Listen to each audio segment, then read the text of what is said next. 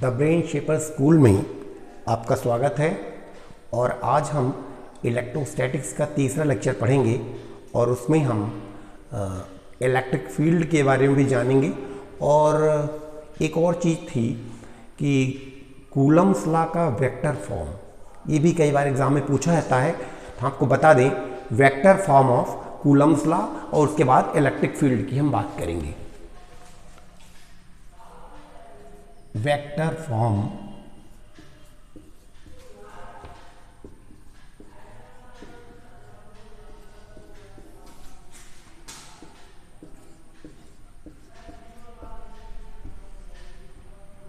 Coulomb's law. तो देखिए, मान लीजिए ये एक्स एक्सिस है और ये वाई एक्सिस है। Vector form of Coulomb's law से मतलब है कि कूलम्स लॉ जो दो चार्जेस के बीच फोर्स बताता है। Coulomb's law tells the force between 2 point charges. एकदम छोटी साइज के चार्जेज हों, साइज कम हो, तो उनके बीच फोर्स बताता है। तो उस फोर्स की वैल्यू कैसे पता लगेगी, तो ये आपको बता चुका हूं कि F is equal to k Q1 Q2 by R square. इससे फोर्स की वैल्यू पता लग जाती है, लेकिन उस फोर्स की डायरेक्शन पता नहीं लगती। तो कूलम्स लॉ का जो वेक्टर फॉर्म होगा वो ऐसा होगा कि उसमें फोर्स की डायरेक्शन भी मिल जाएगी और मैग्नीट्यूड भी मिल जाएगा। तो फोर्स की डायरेक्शन को जानने के लिए हम लोग पहले तो ये बताएंगे कि चार्जेस कहाँ की डायरेक्शन क्या है, चार्ज कहाँ रखे हुए हैं। तो मान लीजिए कि एक चार्ज यहाँ रखा है, उसकी वैल्यू है Q1, और दूसरा यहाँ रखा है, उसकी वैल्यू है Q2। और इसकी पोजीशन ओरिजिन से जब हम किसी पॉइंट को कनेक्ट कर देते हैं तो हमें मिल जाती है उसकी पोजीशन, मतलब पोजीशन वेक्टर। तो इसे हम कह दें R1 वेक्टर और इसकी पोजीशन को कह दें R2 वेक्टर। तो हमें ये चार्जेस और इनकी पोजीशन पता होनी चाहिए। और अगर हम इसको इससे जोड़ दें, और मान लीजिए एरो हमने इधर लगा दिया और इसको हमने नाम दे दिया R वेक्टर, तो ट्रायंगल लॉ से होता है R1 vector plus R vector is equal to R2 vector. Vector का जो ट्रायंगल लॉ ऑफ वेक्टर है, it adds two vector and simply says this vector plus this vector is equal to this vector. सीधी सी बात है, अगर हम ऐसे जाएंगे फिर ऐसे जाएंगे तो कुल मिलाकर हम ऐसे गए, तो R1 vector plus R vector is equal to R2 vector. तो यहां से हमें R वेक्टर मिल जाएगा R2 vector minus R1 vector, और R वेक्टर की यहां डायरेक्शन हमने इधर को मान ली है। अब अगर कोई कहे कि R वेक्टर का जो मॉड है, मतलब उसका मैग्नीट्यूड, तो केवल ये डिस्टेंस आ जाएगी जिसे हम R भी कह सकते हैं। अब क्या होगा कि मान लीजिए कि ये चार्ज पॉजिटिव है और ये चार्ज भी पॉजिटिव है। ये मान के हम लॉ निकाल देते हैं, और अगर पॉजिटिव और निगेटिव भी होगा या निगेटिव निगेटिव भी होगा, तो बाद में हम पाएंगे कि वो जो लॉ निकला है, जो फार्मूला निकला है, वो उनके लिए भी काम करेगा। तो बल्कि अपन अभी कोई साइन नहीं देते, और कोई साइन नहीं लिखने का मतलब भी इनका पॉजिटिव होना है, और माइनस भी हो सकता है, लेकिन अभी मैं इनको पॉजिटिव मान के चल रहा हूं। तो अगर ये दोनों पॉजिटिव हैं तो इनके बीच आपस में रिपल्सन होगा, मतलब ये एक दूसरे को दूर करेंगे।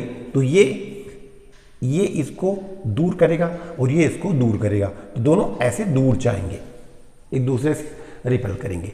तो इस पे जो फोर्स आएगा वो इस तरफ को आएगा और इस पे इधर को आएगा। तो ये मान लेते हैं ये फोर्स आया F1 यानी on first charge due to second charge, और वेक्टर लगा देते हैं क्योंकि फोर्स वेक्टर है। और इस पे जो फोर्स आएगा वो आएगा इधर को, तो यह force on second due to first. तो फोर्स रहेगा कितना, तो वो तो इतना ही रहेगा। अब डायरेक्शन में बताना बाकी है। तो force 1 2 means force on first charge due to second charge is equal to nothing but this. So K Q1 Q2 upon R square, और जहां R की वैल्यू हम लिख सकते हैं ये, और जिसको हम कह सकते हैं ये। तो R2 vector minus R1 vector का मॉड का स्क्वायर।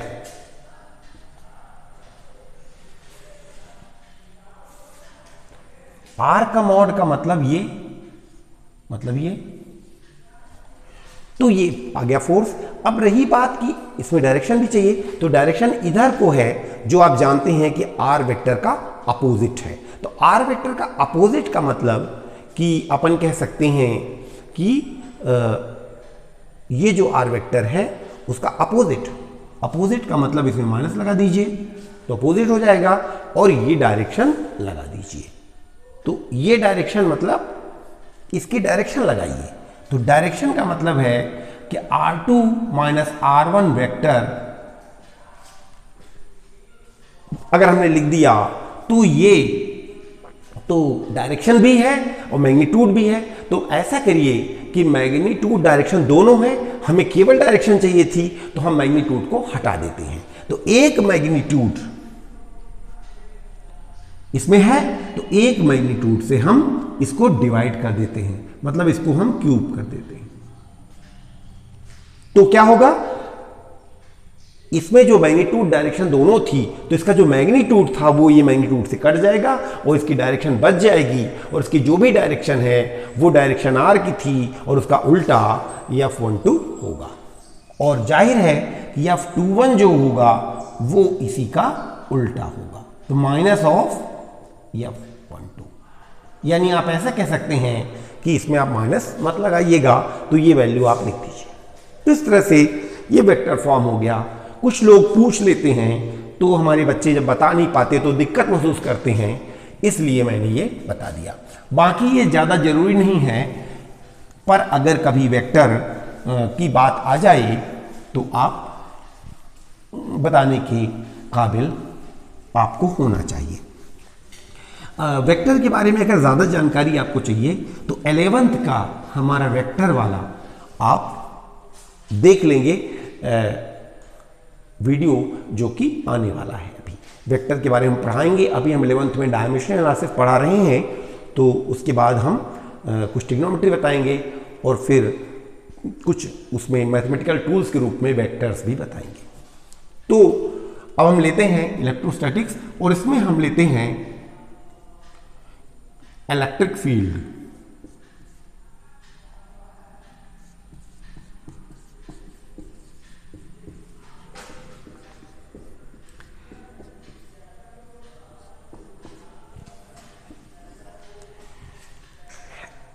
फील्ड का मतलब होता है उसका इफेक्ट। तो इलेक्ट्रिक फील्ड, इलेक्ट्रिक क्या है, चार्ज। तो चार्ज का जो इफेक्ट है, जैसे मान लीजिए आपने कोई चार्ज यहां रख दिया, मान लीजिए आपने माइनस चार्ज रख दिया, तो उसका इफेक्ट आसपास होगा। कैसा इफेक्ट, कि अगर यहां पर कहीं पॉजिटिव रखा हुआ हो तो वो उसकी ओर अट्रैक्ट होगा, अगर निगेटिव रखा हो तो वो उससे रिपल्ड होगा। तो यही है इसका इफेक्ट। तो आप कह सकते हैं कि इसका इफेक्ट इसके ऊपर पड़ रहा है। अब ऐसा हो सकता है कि अगर आप ज़्यादा दूर चले जाएं तो आपको उसका इफेक्ट पता ना चले। तो जहां तक इफेक्ट पता चलता है किसी भी चार्ज का, उसको इलेक्ट्रिक फील्ड कहते हैं। तो electric field of this charge is the space around the charge where its influence can be experienced, where its effect can be experienced. तो ये इलेक्ट्रिक फील्ड हो गया। तो अगर हमने कह दिया कि ये इलेक्ट्रिक फील्ड है तो इसका मतलब ये निकला कि इसका इफेक्ट यहाँ तक है। अब मान लीजिए ऐसा भी हो सकता है कि हमने एक पॉजिटिव चार्ज यहाँ रख दिया और उसका इफेक्ट हो सकता है यहाँ तक हो, तो या यहाँ तक भी हो सकता है कि इसके अंदर, इसका इफेक्ट के अंदर ये भी आ जाए, तो ठीक है, ऐसा हो सकता है। तो फिर ये इसके इफेक्ट में ये भी आ जाएगा, तो इसके इफेक्ट और उससे फिर दोनों पे फोर्स लगेगा। तो ये बात और है थोड़ा सा टेक्निकल, कि अगर उसके इफेक्ट में ये आ जाएगा तो इसके इफेक्ट में वो भी आ जाएगा, क्योंकि अगर ये इस पे फोर्स लगाएगा तो वो भी उसके फोर्स लगाएगा, क्योंकि न्यूटन का थर्ड लॉ है कि हर एक्शन का इक्वल और अपोजिट रिएक्शन होता है। तो अगर ये चार्ज Q1 है और ये Q2 है, और अगर इसने इसके ऊपर एक फोर्स लगा दिया, ये माइनस है, उसको अट्रैक्ट करेगा, तो उसके ऊपर फोर्स मान लिया लगा दिया 20 न्यूटन, तो आप जान लीजिए कि वो भी इसके ऊपर वो इधर को इसको अट्रैक्ट करेगा और वो भी 20 न्यूटन लगेगा। क्योंकि चार्जेज भले अलग अलग हों लेकिन इनके बीच का फोर्स सेम रहता है। बात चार्ज की ही नहीं है, दुनिया में कभी भी दो बॉडी जब एक दूसरे फोर्स लगाती हैं तो जितना ये बॉडी उसके ऊपर लगाती है उसका इक्वल और अपोजिट वो बॉडी इसके ऊपर लगाती है। यही है Newton's third law of motion, to every action there is an equal and opposite reaction. तो अगर हमने बोर्ड पे लगाया 50 न्यूटन तो बोर्ड ने भी हमारे ऊपर लगाया 50 न्यूटन उसका अपोजिट। इससे मतलब नहीं है कि मेरा मास क्या है, इसका मास क्या है। तो इलेक्ट्रिक फील्ड का मतलब जहां तक उसका इफेक्ट होता है। तो इलेक्ट्रिक फील्ड को हम लोग कैसे मेजर करते हैं, इसका मतलब ये निकला कि इंटेंसिटी ऑफ इलेक्ट्रिक फील्ड, मतलब किसी भी चार्ज का अगर इलेक्ट्रिक फील्ड यहां तक है तो जितना इफेक्ट यहां होगा उतना इफेक्ट यहां नहीं होगा, क्योंकि यहां ज्यादा होगा यहां कम होगा। तो कितना इफेक्ट कहां पे है इसको हम मेजर कर लें तो इसको बोलते हैं इंटेंसिटी ऑफ इलेक्ट्रिक फील्ड, और इसको हम इंटेंसिटी ऑफ इलेक्ट्रिक फील्ड यानी ई वेक्टर के द्वारा इसको हम डिनोट करते हैं। तो यहां पर जो इलेक्ट्रिक फील्ड होगा वो ज्यादा होगा और यहां पे कम होगा। और इलेक्ट्रिक फील्ड इंटेंसिटी, ये इंटेंसिटी का पूरा नाम है इलेक्ट्रिक फील्ड इंटेंसिटी। तो इलेक्ट्रिक फील्ड इंटेंसिटी एक वेक्टर होती है और उसमें डायरेक्शन भी होती है। तो किसी भी जगह इलेक्ट्रिक फील्ड का इफेक्ट कितना है तो आ जाता है एक वैल्यू कि पता लगा इफेक्ट 50 है, 100 है और उसकी डायरेक्शन ये है। तो इलेक्ट्रिक फील्ड इंटेंसिटी उसका पूरा नाम है, तो ये मैं यहां लिखे देता हूं। तो कैसे निकालेंगे इलेक्ट्रिक फील्ड इंटेंसिटी कि इस चार्ज का यहां पर कितना ज्यादा इफेक्ट है, वही कहलाता है इलेक्ट्रिक फील्ड। तो उसको नापने का एक तरीका बताया गया है। तरीका यह है कि आपको जहां भी इफेक्ट नापना हो, मान लीजिए आप इस चार्ज का इफेक्ट आपको यहां पे नापना है, तो उस पॉइंट को मान लीजिए उसका नाम रखते हैं P। तो उस पॉइंट पर आप एक छोटा सा, एकदम छोटा सा प्लस चार्ज रख दीजिए। हमेशा प्लस ही रखेंगे, चाहे इफेक्ट हमें माइनस का पॉजिटिव चार्ज का निकालना हो चाहे नेगेटिव का, हम हमेशा प्लस ही रखेंगे क्योंकि वो उसको मेजर के लिए यूज करते हैं। चाहे हमें आलू तौलना हो, चाहे गेहूं तौलना हो, चाहे लोहा तौलना हो, तौलने के लिए जो वेट आता है वो वही देखा होगा आपने 1 kg का लोहे का आता है। तो इसका मतलब ये नहीं कि लोहा तौलने के लिए लोहे का 1 kg और गेहूं तौलने के लिए गेहूं का 1 kg, ऐसा नहीं है। स्टैंडर्ड वैल्यू चीज एक ही होती है। तो हम छोटा सा एक प्लस चार्ज ही रखेंगे और मान लेते हैं कि वो चार्ज है डेल्टा क्यू। फिर हम देखेंगे कि इसके ऊपर कितना फोर्स लगता है। तो आपने समझ लिया, फिर से समझिए। मान लीजिए यहां पर हमें इलेक्ट्रिक फील्ड इंटेंसिटी निकालनी है इस चार्ज के कारण, तो हम यहां एक छोटा सा डेल्टा क्यू रख देंगे चार्ज। डेल्टा क्यू मतलब डेल्टा क्यू चार्ज 0 की ओर बढ़ रहा है, बहुत ही छोटा है और पॉजिटिव होना चाहिए, तो रख देंगे। तो क्या देखेंगे कि it will experience a force, क्योंकि ये भी पॉजिटिव मैंने मान लिया है, तो इस पॉजिटिव को, ये पॉजिटिव इधर को रिपेल करेगा, ये भी उसको उधर को रिपेल करेगा, लेकिन हम उस पर कितना फोर्स लग रहा है वो नहीं देखेंगे। वो ठीक है, जो लग रहा उतना ही लग रहा होगा, पर जिसको हमने रखा उसके ऊपर कितना फोर्स लग रहा है हम इस फोर्स को निकाल लेंगे। और इस फोर्स में जब हम डिवाइड कर देंगे उस चार्ज से,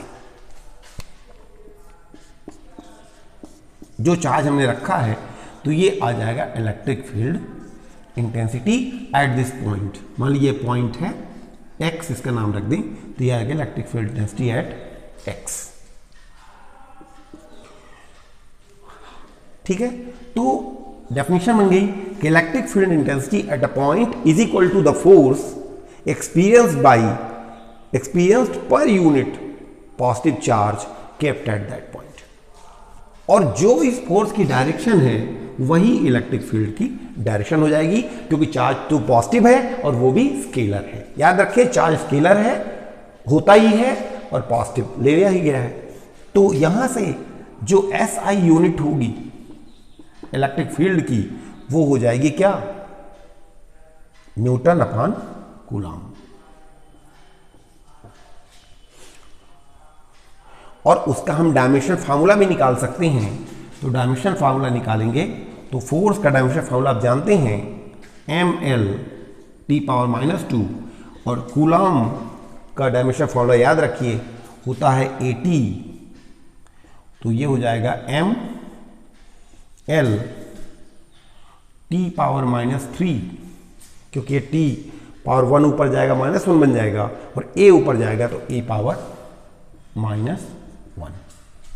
क्योंकि A⁻1 नीचे था तो ऊपर जाके +1 हो जाएगा। तो ये आ गया डायमेंशन फार्मूला। तो अब आप देख रहे हैं कि अगर आप एक नेगेटिव चार्ज ले लें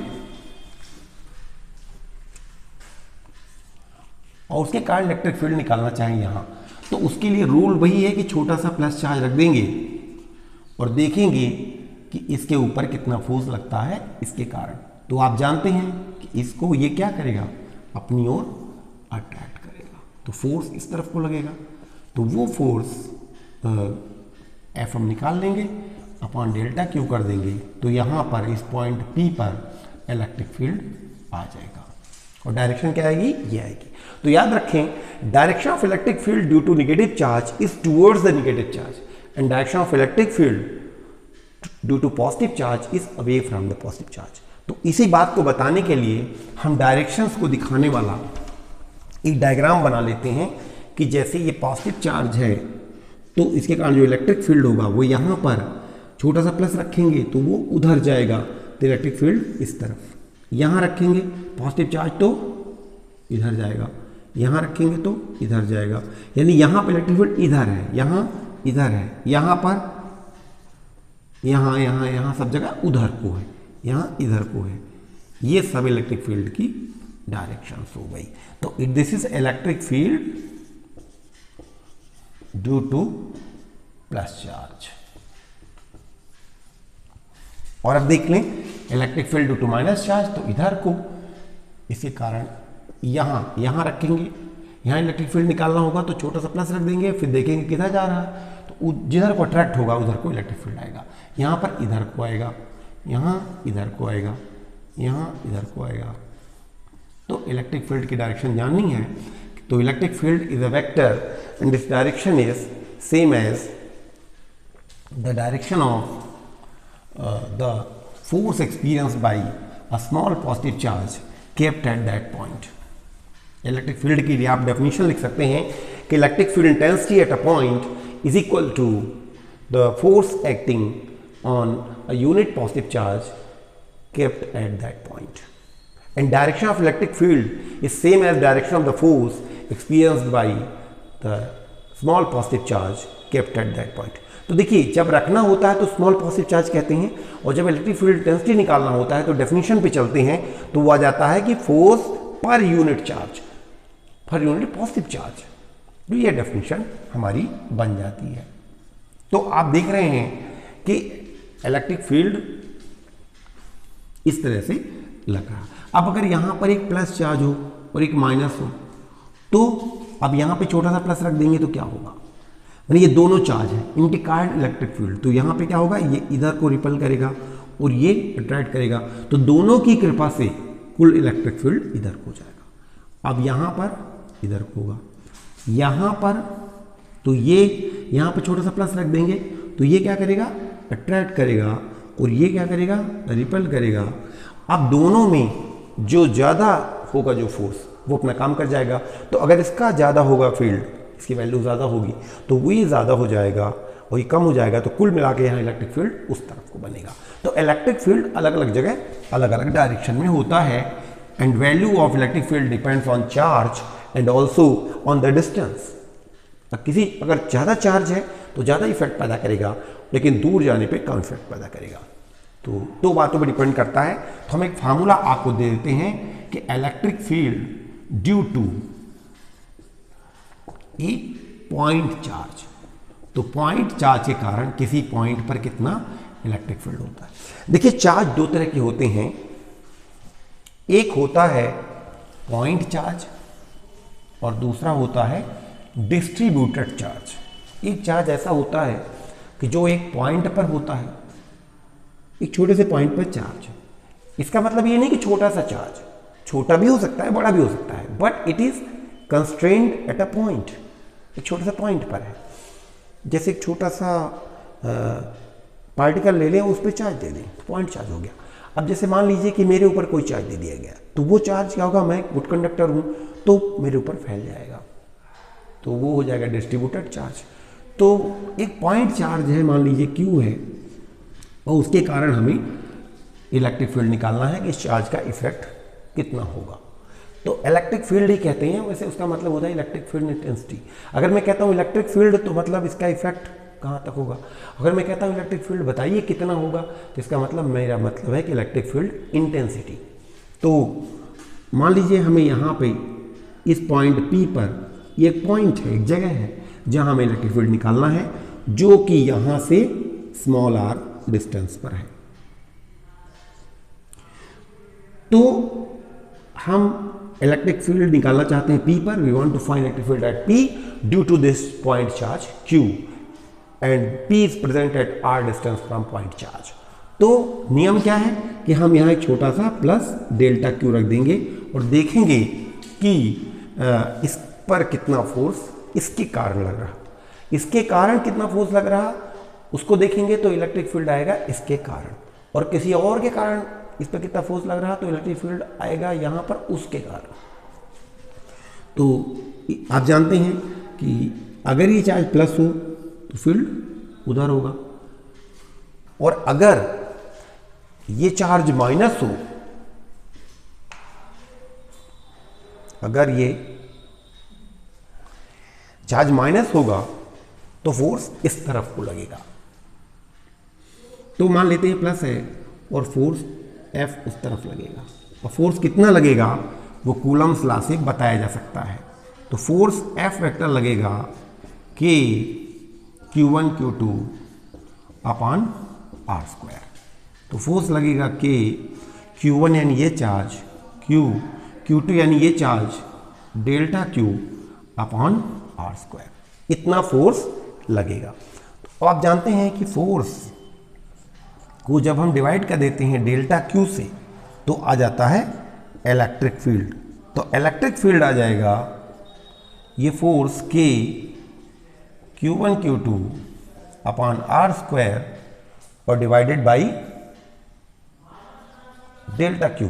अच्छा, Q1 Q2 की वैल्यू रख चुके हैं, तो उस वैल्यू को यहाँ रख दें और ये हो जाएगा Q डेल्टा Q। तो ये डेल्टा Q कैंसिल हो जाएगा और ये फार्मूला बन जाएगा कि Q बाई R स्क्वायर।